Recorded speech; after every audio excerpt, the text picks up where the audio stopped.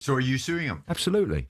You know, and I'm not suing. I want an apology and I want a retraction of the comment. What you cannot do is lie about the fact that somehow I stopped the ambulance from leaving. I had no idea Chris Eubank was going to hospital until I think we were about to walk into the press conference of the fight. It was, I don't know what it was, 1 a.m, whatever it was. Unless you can actually substantiate it rather than just fling it around because it's a narrative that you want to spin because you've done throwing eggs in the other fighter's face, you've done telling Eddie Hearn to shut up at a press conference, and you're done being able to wheel your father out as a reveal, then the next narrative is, what can I say next? I think the press conferences he's done by calling them all scumbags or whatever, fun and interesting to hear. If I was in his shoes, would I sue him? I would sue him uphill and down Dale.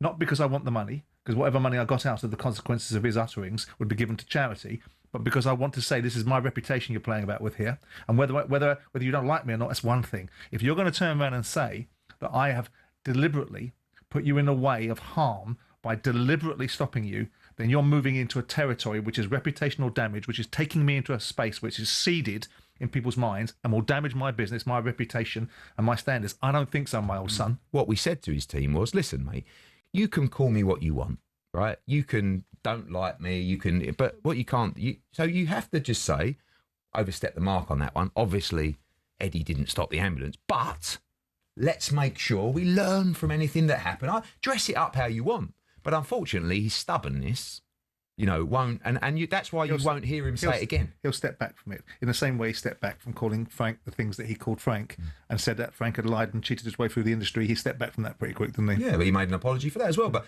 that's what I'm not after. Look, this isn't about suing him for reputational defamation of millions of pounds. I'm not interested in that. And what you're saying is I have deliberately put your life in danger.